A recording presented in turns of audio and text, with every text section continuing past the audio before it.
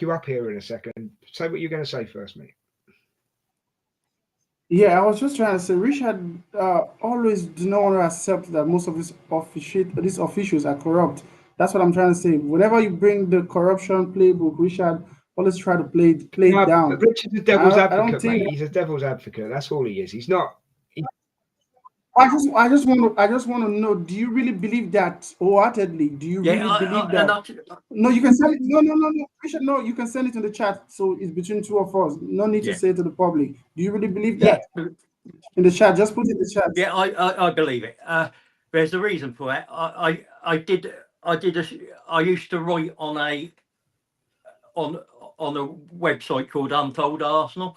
Now, if you go to that site, they do a hell of a lot on referee analysis. A guy called Tony Atwood was the main writer on that, uh, and he was trying to prove bias towards Arsenal, referees bias towards Arsenal, uh, and his articles are fantastic. But what they only ever proved was that a referee would be biased against a team that was playing at home or playing away, but they had a subconscious bias to a certain team. It wasn't an individual team; it was either the home team or an away team. Now there's stats and figures out there, and what I would say is could the PGMOL and the Premier League make sure that each team gets a fair rub, so they get a home biased referee for X amount of games, and they get when they're away, they get an away biased referee an X amount of times. So but they're getting a fair rub of the decisions throughout the season. sorry, Richard, but Mark disagrees with you as well. All No, right. that's fine. Brian, can I let Daniel? Can I let Daniel come back at Richard on that one? Yeah, my bad. Before you come in, mate, do you want to say anything as a return to that, Daniel? Not really, because you actually see that in the games whereby some referees tend to favor the home teams, which we all see every day. So it's not new to me because I I take my time to study referees and how they tend to officiate a game when the team plays at home, the kind of decision they want to give, and the first yellow card always try to go to the away side, more leniency to the home team. If they make a foul, the referee tends to lean more of I won you for the first time, I won you for the second time. But if it's the away team, they tend to give the yellow. I've seen that a lot, so I'm not going to disagree with what Richard is saying in that Fair in enough. that That's cool. regard. That's cool. That's good. Brian, what were you going to say, mate? Sorry, I didn't mean to cut over the top. No, that's okay. So I would disagree a little bit. I mean, conceptually, yes, they are going to have, an unconscious bias towards giving the home team the benefit of the doubt. With that being said, specifically looking at Michael Oliver, right? I don't remember all the stats off the top of my head, but I'm pretty sure that Michael Oliver has given more red cards per game refereed to Arsenal. Same thing with yellow cards. And then you remember back to the City game, I can't remember if it was last year or year before last, where Kovacic came in. Yeah, you know what I'm talking about. He came in on I think Rice at first, got a yellow. First on Okay, all right. So the second one was on Rice, but you know what I'm saying? Like that second challenge by Kovacic should have been a second yellow, and it was still in the first half. And if there was the unconscious bias towards being tougher on the away team, then Kovacic would have gotten that second yellow. Like it wouldn't have been a thing. And so I think individual referees, I don't think it's corrupt. I don't think it's corruption. But I do think that certain referees look at certain teams different ways. Yeah. Go on. You don't think it's corruption, right? So how do you explain that same Michael Oliver has never given a penalty against Manchester City and he's officiating Manchester City more than 15 times? And that same Michael Oliver has never sent a Manchester City player off in all his games he officiated against Manchester City. And that same Michael Oliver has given more red card against a team he is officiating against Manchester City, and you don't see a corruption, you don't see a pattern in that, right? I'm not saying I don't see a pattern. And to Mark's point, you know, that he just put in the chat about Michael Oliver getting paid to ref games overseas. Yes, I think there is a distinct possibility, but would I necessarily say it's corrupt where, you know, he's essentially getting paid to give different results to different teams? No, I don't think that's the case.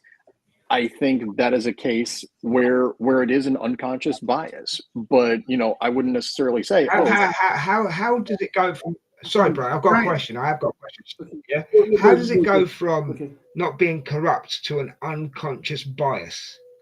because You can't give an unconscious bias. You can't. You know what you're doing. You know your actions, right? I don't. Sorry, bro. I don't understand this unconscious bias. Can I come in on that point Well, in a minute? hang on. I'll let Brian go first. Yeah, you can come in afterwards. So- Richard, no problem. So when I think corruption, right? Mm. I think that, you know, it's specifically, hey, here's £10,000. You know, you need to be tougher on this team. Yeah. You know, or you need to be easier on this team. Like I don't think that that's the case. You know, I think that it's unconsciously, you know, hey, you know, because I went and did X, you know, I should do Y. I don't think that there's any money that's being changed hands to specifically impact those decisions or lack thereof. You understand? You understand the term quid pro quo, right? Yeah, but quid pro quo means something specifically for something else. Yeah, you don't need to spell it out. You don't need to say it out loud to tell the person that I'm giving you this, so you give me this. But it's so obvious that a referee who is being paid by the same organization that owned Manchester City to come officiate one game and the side is for 20K has never given a red card against that team, has given more penalty to that team, has given more red card against a team playing that particular team. That wasn't unconscious. I understand. I understand the fact that there's no evidence to prove, no evidence in black and white paper to prove that yes, Michael Oliver was paid to be biased or paid to be corrupt. I understand that fact. But if one thing keeps on happening over and over and over again, one would want to think that, come on, there's something going on. Richard, what did you want to say, mate? Because everybody's had their say now. So the quick, easiest analogy is that if all the media outlets are saying Team A are soft and fall over at the slightest touch, or Team B is a dirty team, and every media outlet puts that out, and then the referees read the papers, they listen to the news. That plays in their mind.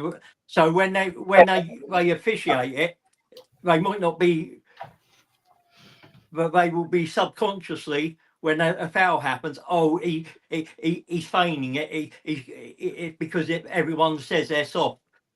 See, that's the point that I'm making. Like Richard and I are in agreement on that one. I want to counter you on that, Richard.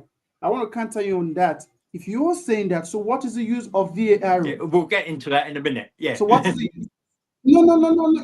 You're saying that because it has played in the referee's mind subconsciously that a team A tends to fall on easy, and when the foul happens to that team, the referee tends not to give the foul because he thinks because of what the media has said that the team they're full of divers in the team, so he's not going to give a penalty for that team. So what happens to the VAR after such thing happening? Probably the referee might play in the referee's mind. So what happened to the VAR not seeing it and calling the referee that, come on, Michael, there's a foul here. I think you need to look at it again. If not, the old chain, if not that the whole thing is being played out to be one. So I don't think it's anything like subconsciously biased. For me, it's corruption. And I was for that. Though I don't know that's fair enough. Okay, but allegedly. What you have to remember is that they have they have a threshold of what they're going to call as a foul. So, and they might look at a certain foul as not reaching that threshold because that team, in their mind, because they've read something, that team goes over too easily. I haven't got a problem with what you guys are saying, right? But I have a problem with the words subconscious decision, right? That's the bit I have the problem with, because end of the day, the referee's decision is final. It's not subconscious. He knows what he's doing. He knows what he wants. He or she, they know what they want. This subconscious is giving them an excuse. That's how I see it. And they are corrupt, because look at it. Let me break it down just quickly, and then we definitely have to move on, right? When Declan Rice kicked the ball away, which he didn't actually do, he was passing it to a player, got sent off. Yeah. Within 4 weeks of that getting sent off, they changed the rule. Yeah. So they are corrupt. And I sorry, Brian, I don't agree with this subconscious statement, because end of the day, you referee something, right, for your kids. Let's say you're refereeing a kids match. You're gonna say you're gonna stand there with them kids or men, whatever the case may be. But I was just, in case your kids ever play football, right? You're gonna stand there and you're gonna say, no, that was a foul, free kick. That's not subconscious. You know what you're doing. And I don't think referees just don't walk around the pitch going, oh, do I need to do it? No, they make decisions. Bang. There's no subconscious. It's a load of rubbish. I've got to say that. And I agree with that. It's corrupt. And to add to your point, there's nothing like subconsciousness. You are a referee to officiate on facts. The fact is the player has been kicked is a foul. The fact is the player has dived, a yellow card for diving. The fact is the ball entered the net and it's a goal. So referees are supposed to officiate on fact and not on some cautious thing because the media says some things in the papers. For right, guys, we have to move on. Right, Richard, I want to jump to point 8, mate. Right. Yeah. Regarding the microphones, do you want to expand on that point for me, please? Yeah, it goes in with all the technology. Referees need help, and VAR and with the mics as well are there to get the referee to the right decision, not back them up, not to make them silly. So with ref mics, you have whenever there's a major decision, you have a button that links you to the in-stadium tannoy system, so that they can explain the decision when you're going through the VAR process.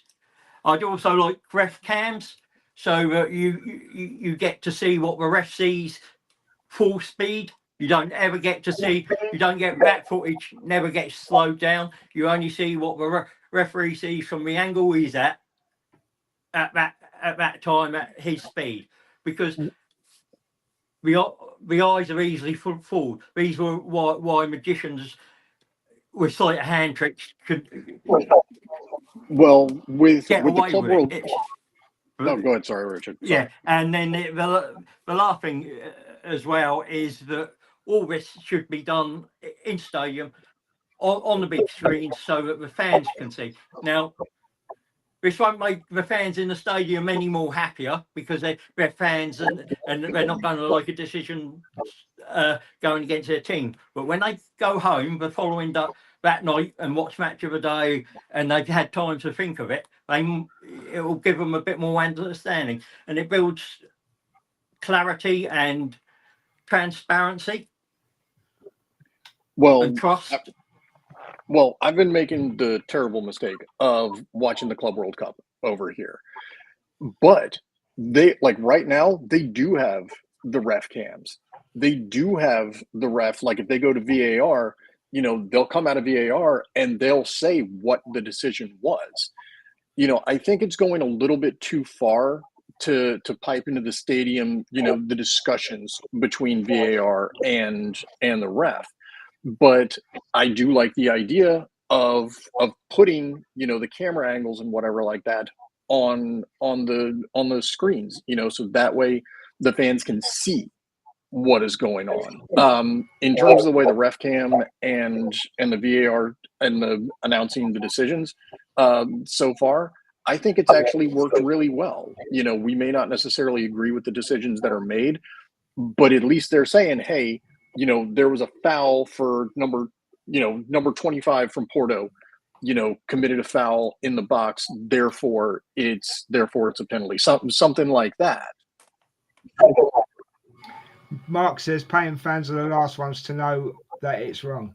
Yeah, and that's my point. The people that pay and make these people money, Daniel, do you want the ones that suffer. Sorry, mate. Yeah, I just want Mark actually say what I wanted to say, because I don't really have a problem with the ref explaining their decision, but what I would love to hear is the decision process, whereby the decision has been taken, the VAR record the referees to the monitor, then the whole stadium hears what he's saying from there. I agree. Okay, that's, for me, that's the best thing. And also, there's something I don't know if it was part of the point, since we're talking about the referees and talking about VAR. I would love a situation whereby the VAR is in the stadium to feel the atmosphere of the stadium, making decisions. Do you know what I mean?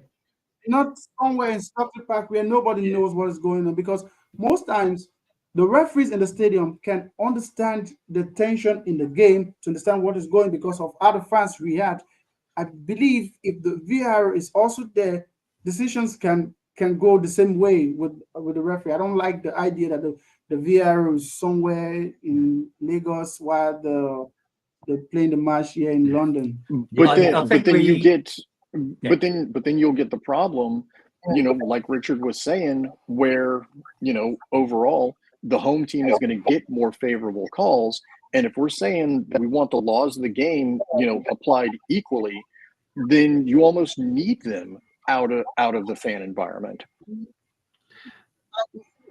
Like I said, when Richard made that point, home team getting favorable calls has been in football since when I started watching football. So I don't think there's any. Why do you think Arsenal is going to play Barcelona today? The odds is going to show Arsenal at home is going to show 1.90, but Arsenal going away to Barcelona at home is going to show 3 point something, because isn't the fans, everything builds up to the atmosphere, whereby the referees gives you some lenient call. I actually said it. I'm not against that. Sometimes when we go away to Newcastle, I know definitely the Newcastle fans are going to pounce on the referee, going to make some decisions because they are home team. I don't have a problem with that. But I have a problem whereby there's a foul, and the referee should blow the foul, and it doesn't blow the foul. That's my problem. So I do have a problem with that, because if we're saying we want the laws of the game applied equally, it goes back to my whole thing about penalties, right? Everybody says, oh, there should be a higher standard for a foul in the box. No, if it's a foul one place on the pitch, it should be a foul everywhere on the pitch. And if you're going to call a foul on one team, you should call a foul on the other team, no matter where you are. That's applying the laws of the game equally. Do you know why that's not going to work? To score a goal in a 90 minutes game, it's very difficult. If to score a goal in a game is very difficult. If I shove a player in the middle of the park, the referee can actually call for a foul. But that same shoving can't make you score a goal, because we're running the same ball and it gives you a shoulder badge and you fall to the ground, because the referee is going to give that in the middle of the park, going to give you a goal. No, it's not going to be. It's not that simple. Because to actually score a goal where 22 people are chasing after the ball is actually very, very difficult. So actually give a goal because of such flimsy fouls, for me, I don't think is the right way. The threshold for penalty should be higher for me. Should be higher. You still got to score the pen, though. No, you not still got to score the pen. Not the one David Lewis is running, and some worst players who touched the knees of David Lewis, and the referee giving the penalty. Same your friend Michael Oliver. But that wasn't a foul in the first place. I remember what you're talking about, and that wasn't a foul in the first place. But there was a contact. There was actually a contact. So for all the referees, man, there was a contact, and you're stopping the clear going opportunity. For me, I think the threshold for penalty should be high. That's my opinion, and such penalties like that should be given. Can I just get back to the cameras and the mic for us just for 1 second? Yeah. I'll just give my 2 pence worth on it. I think if you've mic'd the ref up, it works in rugby. It's worked in rugby for years. It's worked in rugby for years, right? If you've got cameras as well that see what the referee see, for me, and I can only speak for me, it legitimizes the decision. Yeah, It absolutely legitimizes the decision, and it would speed the game up. It would really speed the game up. I think that is an absolute ball changer, game changer.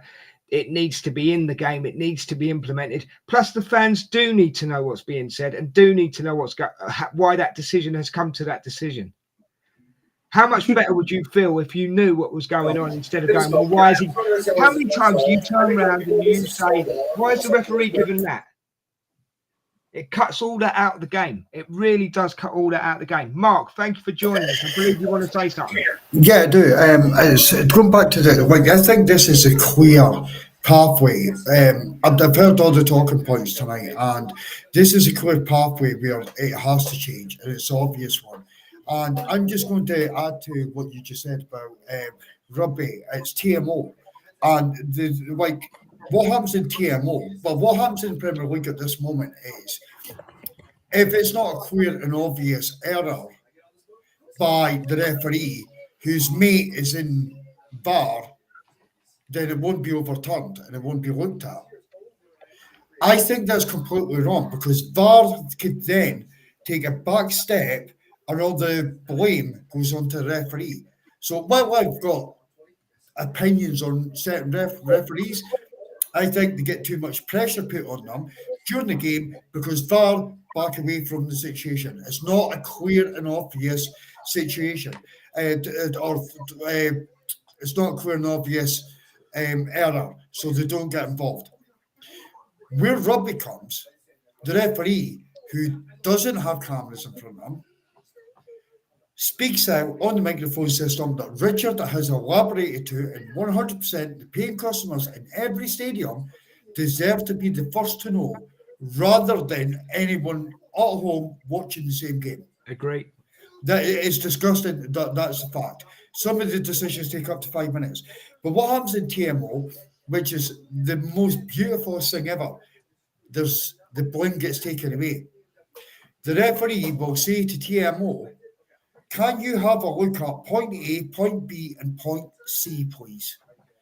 They'll come back with point A, point B, and point C, and then they'll say, I would recommend this decision. So that it's taken away from the referee. The referee is guiding VAR rather than VAR guiding the referee. And the Premier League, richest league in the world, is completely getting it wrong. Now, I don't personally know if that's something that you have to go for the FIFA, UEFA to be able to bring in place, if it has to be across the whole spectrum of football, but someone needs to make this change. It is fucking ridiculous. It is absolutely ridiculous. Sorry, Brian, interject. Oh, no. So maybe this is getting ahead of the discussion, and maybe it's a point that Richard's going to bring up. But there's one thing that the NFL does really well. They have a challenge system. And there's certain plays that they can challenge, whether it's an incomplete pass, out of bounds, whatever like that. And I think the coaches get like 2 challenges per half, right? And if you lose a challenge, you lose that challenge. And then you only have 1 challenge left for the rest of the half. And then if you get 1 challenge right, then you get an extra challenge for a maximum of 3 challenges per half. And we keep talking about clear and obvious error, this, that, and the other. Put that in the hands of the coaches, put that in the hands of the managers, put that in the hands of the players. So that way it takes away from the corruption that Daniel may be talking about. Brian, what you could do there, bro, you make good points, don't get me wrong, but what you could do there, you could follow rugby, because if someone throws a punch in rugby, as an example, if someone throws a punch in rugby, right, the referee will call the captain over and say, right, speak to your team. Yeah, calm your team down. That needs to be done in football as well. If Arsenal do something wrong, so the referee needs to call Odegaard over and say, right, you know what's happened. This has happened. I don't want it to happen again. Have a word with your team. Yeah?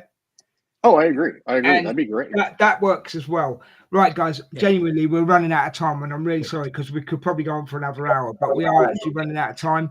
I think we've got about 3 more points to make. Is it, Richard, or 4? 4? Yeah, maybe about 4. 3 or 4. Yeah. It's, right. I mean, go on to the amber cards, mate. Yeah. So it's touching on the point Brian was making earlier. Amber cards for simulation. 15 minutes off pitch. The referees have caused this problem where players dive because they don't give fouls when they're obvious fouls, especially in the penalty box. The player stays on his feet and carries on. It's still a foul. It's still a penalty. Should give it. But you've got to do it in conjunction with the amber card. If there is clear simulation, send the player off for 15 minutes or whatever. And players will soon stop doing it because they'll get fined by their clubs. They'll lose games, and it should improve. All these little flicks of the leg to get, and when somebody pushes their head into somebody, he broke my nose and rolled over for 400 times, like he's got no nose left. Right, I'm going to go first, just for a change. I'm going to go first. Don't actually agree with this one, and the reason I don't agree with it, sorry, Rich, the reason I don't agree with it is because you're changing the game too much. No, that's fair enough. I get that. And it's not football anymore. Do you know what I mean? To me, you're lucky you said this point. If not, you wouldn't have had something to say. I'm genuinely thinking this is the only one I disagree with, by the way, Rich. But I genuinely think it changes the game too much, and it's not football anymore. But I'm going to let you guys talk about it. Mark, we'll let you go first, mate. Go on. What do you think about that? No, Des, I don't want to overshoot the show, so I'm just going to agree with you. I feel it's too much involved. They can't even get the basics right. Started giving them amber cards. The game's gone, in my opinion. So no thanks. Yeah. Daniel, your thoughts? I was just saying, you've said my mind. I feel the changes to football will make no longer football, like you rightly said. And I just believe if this referee actually applies the laws of football in the right way, I don't think Richard will be calling for an amber card. I don't think anybody will be calling for a foul for simulation, because we'll actually be enjoying the game as it is. So probably back to the Richard, your second point, the referee needs to improve their standard. So if the referee standards are okay, we wouldn't be here doing a PGMOL review on what to do and what not to do, because their standard is actually poor. That's why we're here doing this show. Brian, your thoughts? So I actually agree with both sides. What I will say is that the laws of the game are constantly changing. Yes, the referee standards need to get better, so that way you're not going to have the simulation, or the simulation is going to get called out. I do like the idea of getting somebody sent off for a definite period of time for that. I would say 15 minutes is too long. However, whatever time would work. I think that's a good idea, but I understand both sides here. Right. Okay. So I'm going to move on quickly. Richard, keep it brief, mate. Time wasting. We lose a lot of time and games as fans over a season through time wasting. So my idea is set a time, 70 minutes, say, the ball has to be in play. And fourth official times, each time each team has the ball for a set piece in their goalkeeper's hand. And if they break that 10 minutes after 3 games, they have a £600,000 fine. And that continues every game. It's kept in a pot the club keeps it in a pot, and at the end of the season, they have to refund all season ticket holders X amount of money from that pot. They divvy it up between all their season ticket holders. Is the easiest way I can do it. So it's forcing the clubs to improve the amount of time the ball's in play. We've tried lots of other ways, but it to work. I don't see how. That's quite deep. That's quite in depth. Can you see the clubs doing that? Yeah, can I go first? Of course you can. Yeah. Yeah. What you're saying right now, Richard, is actually for the fans to benefit. And you and I know that whenever it comes to the fans, they don't care. As long as it doesn't put money back in the club's pocket, they don't care. Anything that's going to take money from their pocket, they won't do it. They're not going to enforce it. But actually, in the aspect of keeping to time, I'll prefer a stop clock, hereby when the ball is out of play, you stop the clock. That for me would be more ideal for this club, because they're not going to lose money. But in a situation where they're going to lose money to the fans, they won't do that. I know they won't do that because they don't care about the fans. They only care about taking money from the fans. It's a great idea, Richard. I just don't know how they're going to. I don't know how they would implement it. You know what I mean? And how do you keep track of it? How do that would be down to a but how do the fans keep track? How do the fans keep track of it as well? You know. But the problem you're going to have with that is that you're going to have players running, and we're already talking about too much football. We're already talking about players getting injured. You don't want to do anything that could possibly add to that. Right, so we're going to move on to the. We've got two more. Can I not say anything on that? No, not really, because you came in too late. But go on then quickly. No, I just think it's an absolute nonsense idea. The fans in the football stadium at the moment, time gets added on, and that's there. I think, Richard, what you're trying to do, and I was going to raise the point that Brian said. I think the ball's in play. I'm not going to start off right up my head at the moment, but I think the ball's in play during the game for something like 48 minutes, and you're trying to raise that to 70. How much is it, Daniel? What? So, Daniel, how many minutes is it normally? Average 43 minutes. 43 minutes, yeah. So you're as Brian raised the point, and he's absolutely correct. You're asking the ball being played for a further 27 minutes. That's only going to enhance the amount of pressure on a player during one game. And when that happens, you're going to lead to more ACLs and more injuries. But aren't these players training for 90 minutes of football? Aren't they training for 90 minutes of football? So what's the big deal about keeping the game in 70 minutes? They're training for 90 minutes. They're not training for I mean they are training to play. They're training to play in 90 or 120 minutes of football. Right, but listen, they're not doing that for like 60 games a season. So they're they're training to get their fitness levels up to a point. But when you're seeing the average minutes that the ball's actually in play, I think it's a nonsense idea.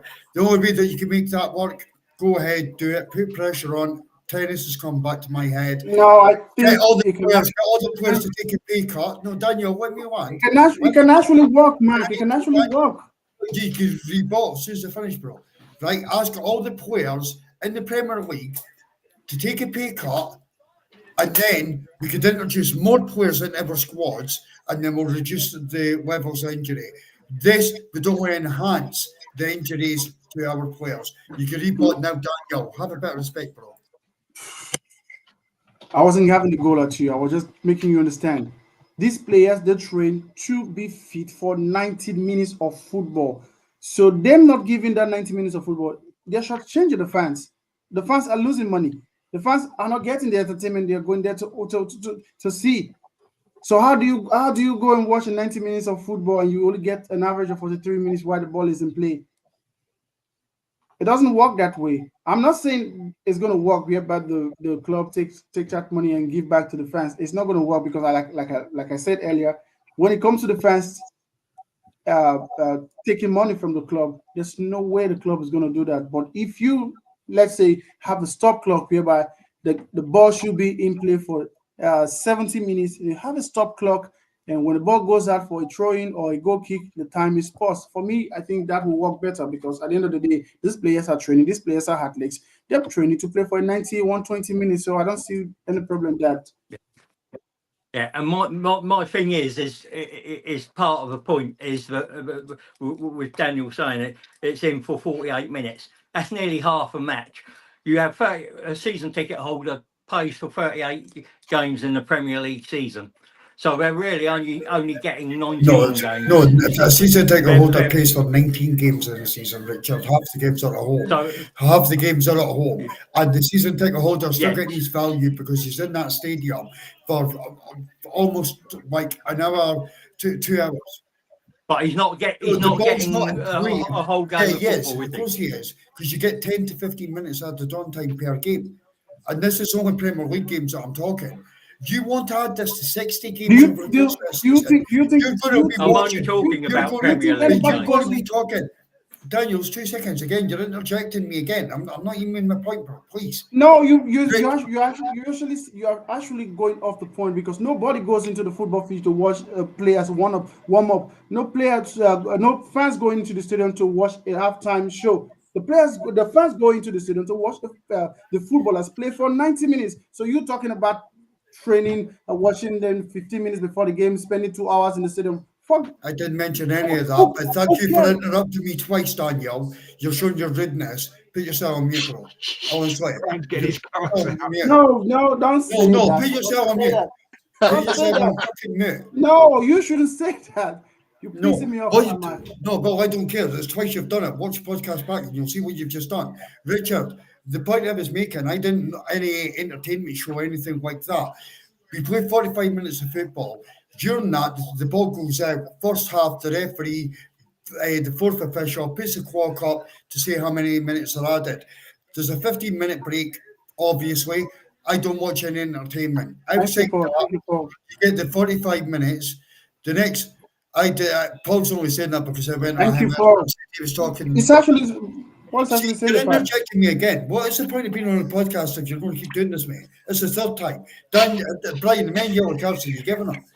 Honestly, stop it. Too many. It's actually annoying me now when they've got my son here, so I don't want to raise my voice. Stop. Right? So you can actually lose your voice if you want to lose your voice. The second half, Daniel. You can actually lose your voice if you want to lose your voice. Let him say his thing, bro. Let him say his thing. The second half. He's saying trash.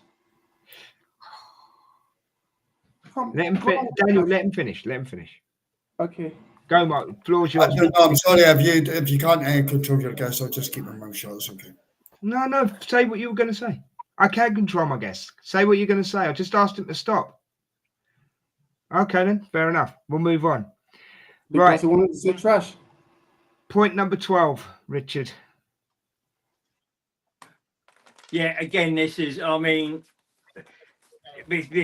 about more controlling their players and not surrounding officials, and there being some sort of penalty for more than just the captain surrounding an official. Maybe clubs being fined, maybe points being deducted, or the players actually receiving a fine for more than the captain just surrounding a referee when they're challenging for a decision. The idea that Brian brought up about having a challenge system, that could be that the captain goes up and says, "I want that one reviewed," and it would stop, because you see certain teams do it, get away with it. Back in the early 90s, it was Man United, where they'd have 11 or 12 players around an official, and a smaller side would, like a Stoke or a Bolton, wouldn't get away with it. I'm talking about all teams getting the same punishment for having any more than the captain go and talk to the referee. Fair enough. Brian, what do you think, mate? Yeah, I agree. I agree. Like I don't know that a fine would really matter, and I think that a points deduction would be a little too much. But I mean, they should absolutely card people and send them off. Make sure that the respect is shown to the referee. Whatever our opinions may be on the referees, they're the ones out there. The players need to respect them. Fair enough. Daniel, before you say anything, right, do you get a buzz out of what winding Mark up? Yeah, I actually do. I thought you did. I think you went a little bit too far there, mate, to be honest with you. Okay. But you fight your corner and Mark tries to fight his, but I genuinely think you went a little bit too far, but fair enough. We're getting near the end now anyway. What are your thoughts on the surrounding the officials point that Richard made? I actually agree with what Richard said. Point deduction, probably. Okay. Fair enough. So, Mark, do you want to say anything on that, mate? I just think that the consistency is needed. This year, sorry, I don't know, I'm getting feedback of someone.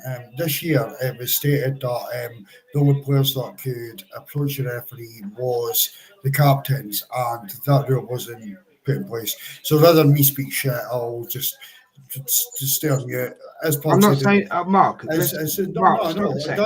You're not talking. You're not talking shit. Yeah, Don't be silly. you've got an opinion, bro. Yeah, but you've got an opinion. You've got an opinion. What should happen is there should be consistency. If the rules put in place at the start of the season, as Paul has dropped into the chat previously, keep that rule to the end of the season. Don't change the rule on the way through or relax it. It shouldn't be allowed. Right. But fines and all the rest, I think Richard's gone too far on that one. Mark, you've segued me right into the last subject. Richard, I'm going to do this one if you don't mind. Consistency in games and from game to game. So it all comes down to consistency. Richard, give me your thoughts on this one, mate. I'll let you give thoughts first this time. Go ahead. Yeah, I mean, if you get two of the same type of foul in the game, you penalise both.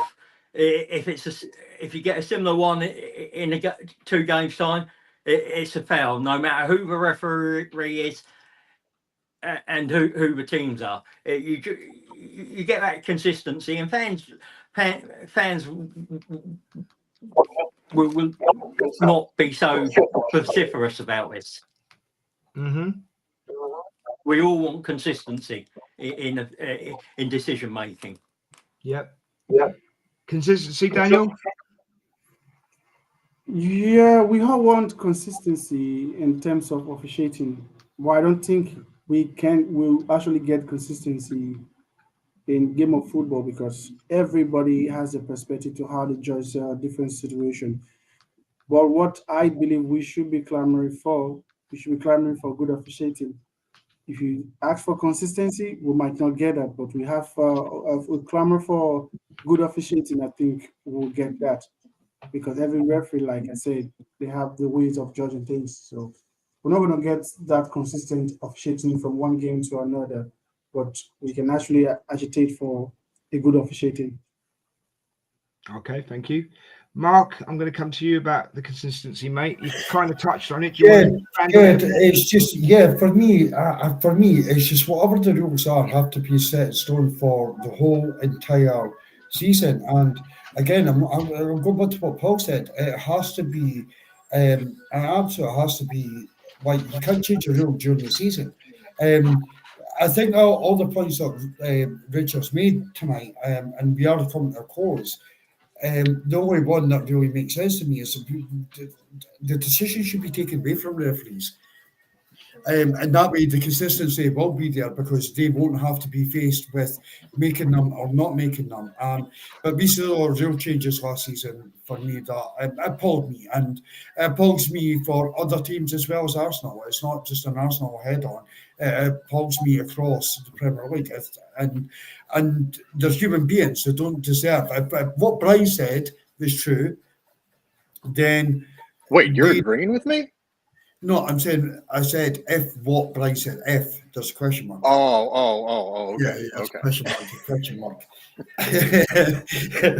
Daniel's lost it. He's totally lost it.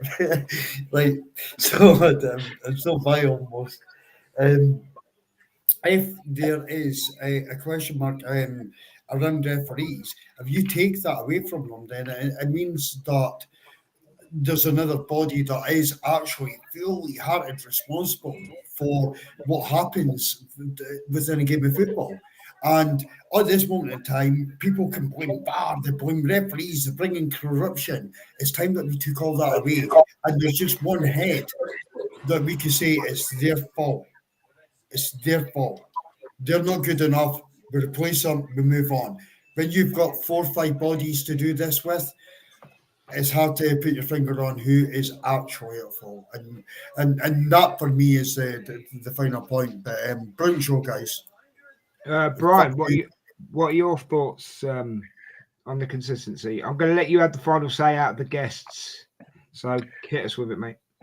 So Paul just posted something consistently inconsistent. Yes, it comes down to training. Yes, it comes down to trying to maintain the same standards. I would be okay with having the same referee call the game the same way. At least that way you know what you're going to get. There's way too much right now where a ref isn't going to call, ref's going to do a game on Wednesday and call it one way, and then has another game Saturday and call it a completely different way. As long as we know what we're going to get, then okay, that's the best we can do, and I'll take it. Yeah, fair enough. That's brilliant, mate. Right, I just want to say, because I'm going to close this one in a second, guys. Richard, thank you for all the stuff you sorted out for this show. Thanks, mate. Just to reiterate, guys, these are just ideas. It doesn't mean that the PGMOL are going to implement them. Some would work, some wouldn't, but that's what you get with ideas, It's up to you to decide. Watch this back at another time if you want to, or even now, just decide and leave us a comment whenever you like on what you think. Yeah, would work. And you've got ideas there. If every single fan from every single club puts an idea forward, we may be able to improve the officiating for everyone. Then the thing you've got to remember as well is we are predominantly an Arsenal. Well, we are an Arsenal channel, but we want this for every single team in the Premier League. Yeah, it's not just aimed at Arsenal fans and Arsenal FC. It's aimed at every single, because that's when you get your consistency. That's part of the consistency as well.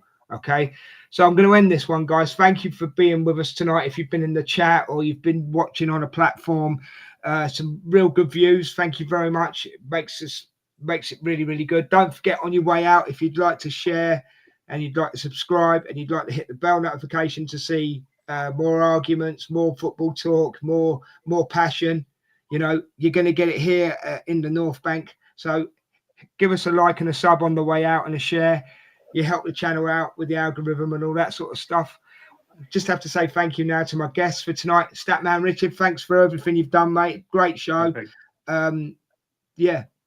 Have you got anything you want to say just quickly? Yeah, thanks for everyone coming on, and thank you, Des, for hosting and setting up everything as well.